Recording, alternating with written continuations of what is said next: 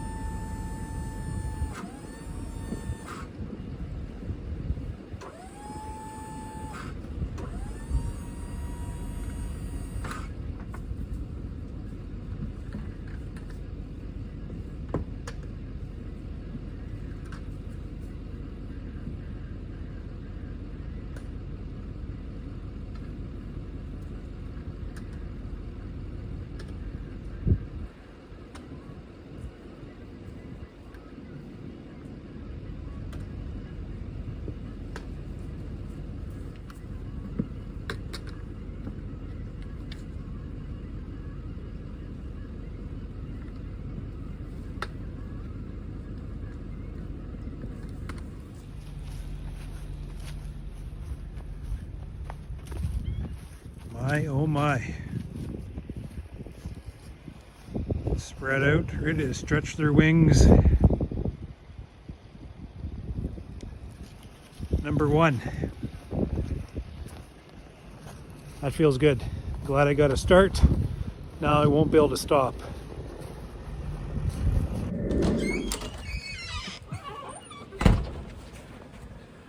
Sunday afternoon, and we have another terribly windy day. So I'm going to focus the rest of the day on yard work, with the anticipation that I'm going to get really busy with bee work here as we go. But one thing, these hives, they've been sitting for 2 weeks now. Literally, these were the ones that were floating in the water. If anybody knows anything about flooded hives, that when a hive gets submerged, it'll float because wax and wood floats, and it leaves about an inch head space. That's where all the bees cram themselves up into to try to get away from the water. And you pull them out of the water as the water recedes. You have about an inch of live bees in these boxes. So what I did is I took these bees, shook them into dry equipment, and just let them do whatever they're going to do over the last 2 weeks. I want to go through and call out the ones that aren't going to make it. You know, the last 2 weeks they surely would have done something if they're going to, and if they haven't by now, I'm just going to cut my losses because I have to be able to invest some money into these. So the ones that are going to proceed, I got to make sure that they have what they need, like medication and feed and everything else, you know, just the okay to be able to boost it. Some of these might not be queen right, so maybe I'll merge some colonies together, but we'll just take a look to see how things are going here. Be some pretty quick work to go through, just so I have an idea of what I'm going to do with them, so I can get the heck off my pad and allow me to do work again.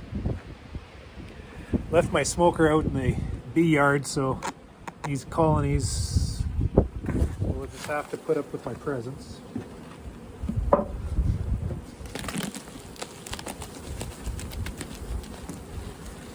A sizable colony.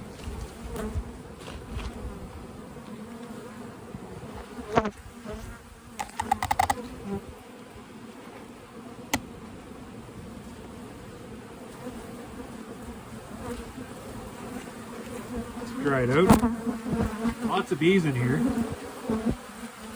So these guys are probably going to be all right. Let's just see what's going on.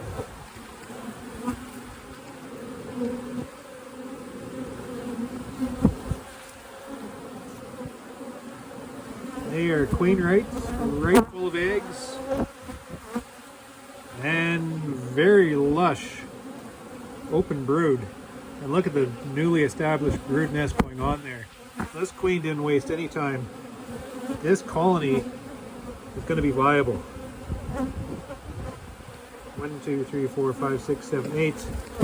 I need 2 frames in here.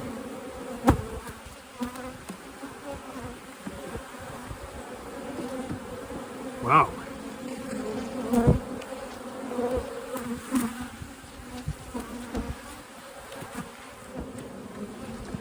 Wish I had some smoke and I'd be able to manage them just a little more effectively. Might go digging in the honey house to see if I can find something.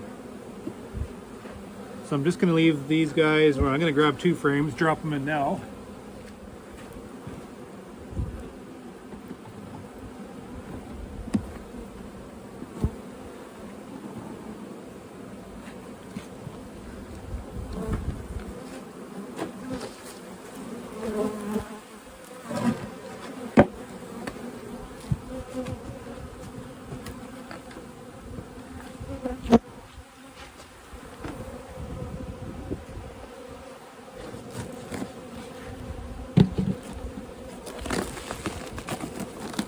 A little bit smaller.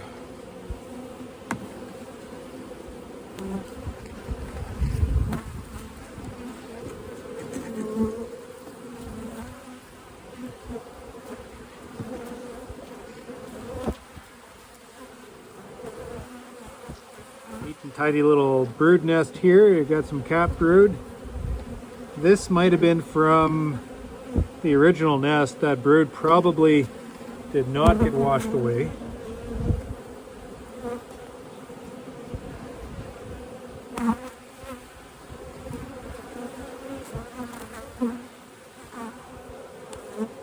here's some optimism on the horizon on this one. We have some capped brood, and they're organizing their nest exactly the way she should be. We have mature brood all the way stretching down the bottom here to eggs. And what do we have on this side? We have lots of pollen for resource. There's the queen there. This is more resource on this side, so they're going half a frame of brood.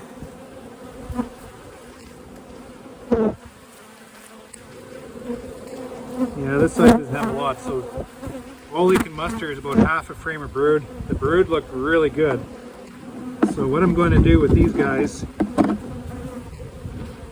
is I'm going to mark them with the flag. And these flag colonies now tell me it needs a boost. It tells me we've gone through it, we've given it the okay, you know, drop some bees in there, some brood, or put this up on top of a good strong one, rock and roll.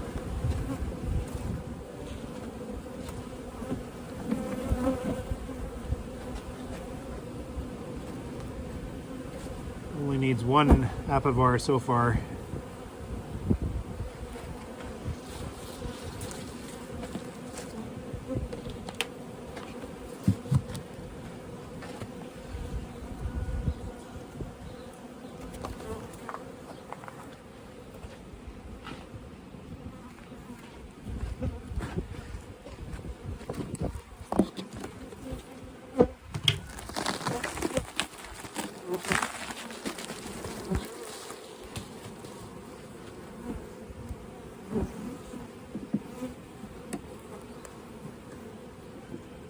There she is.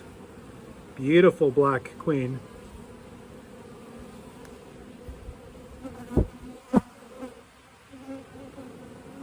She's holding on to a nice little patch of brood there.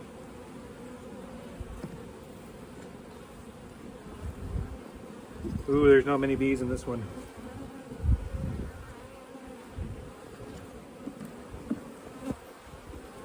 This one's too far gone. Unfortunately, I'm just going to hold on to this colony in case I'm looking for a queen. She's on there. I'll donate these frames to another colony.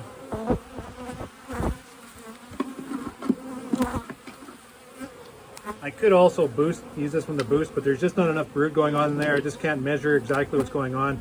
I'm just going to cut my losses on this hive.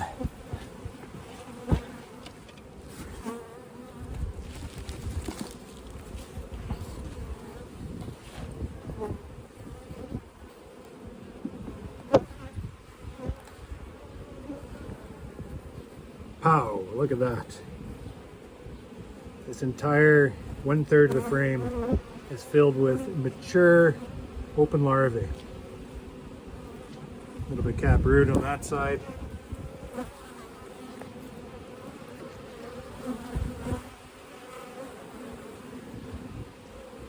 Top third of this frame is mature open larvae, just about ready to be capped actually, and capped brood on that side. Lots of eggs, the eggs stretching down as far as they dare to go. Where is she?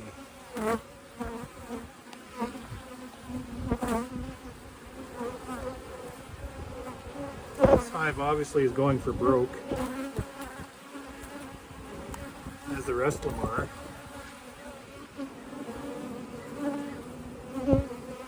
I must have missed her. This one I'll likely maybe just leave alone.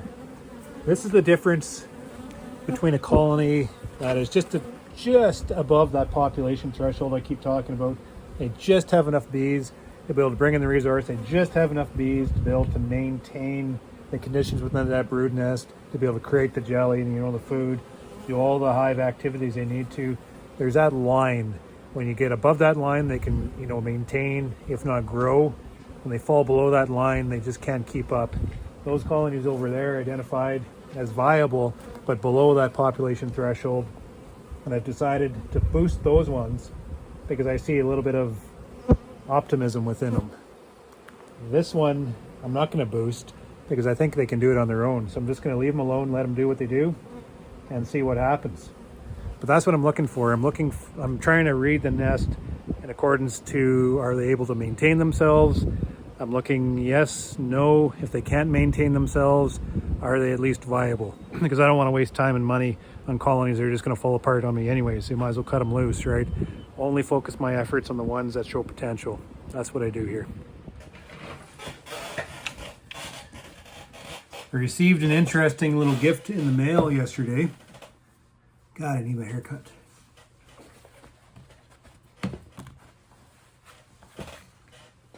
I get gifts from beekeepers all over the world, and I take it as a huge compliment. I don't ask for anything, but guys every once in a while send me bits and pieces of things.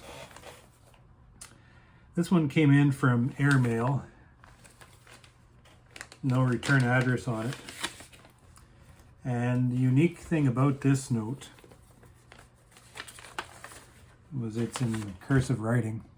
Handed it off to my kids to read, and they had no idea how to read that. They've taken instruction in school how to write cursive, but not enough to be familiar enough with it. This one is beautiful handwriting, but extremely hard to make out. So only somebody who's been writing cursive all their life could really read it, including me. I saw your YouTube video about the flash flood and was very sorry indeed for your loss. Sympathy, there's a few things I can't make out here, but is a heavy load. But I remember that I had a $100 Canadian note given to me as a present by my late aunt. I'm not going to use it anytime soon, so I send it to you as a small token. Keep well. Best wishes, Paul Kenny. P.S. I greatly enjoy your YouTube videos and I recommend them to my local association. I take the liberty of mementing for Star Trek. It's beekeeping, Jim, but not as we know it. So it's kind of a really neat little note. I've even had trouble reading it a little bit. Beautiful handwriting all the same. But I tell you, in about 20 years from now, this will be foreign to absolutely anybody if you want to pass a message without anybody knowing how to or what you're trying to tell. And a clean, crisp 1954 Canadian $100 bill. Isn't that, look how young she is. This will be going straight into my vault of mementos. Indeed. Very much appreciate that. Super cool.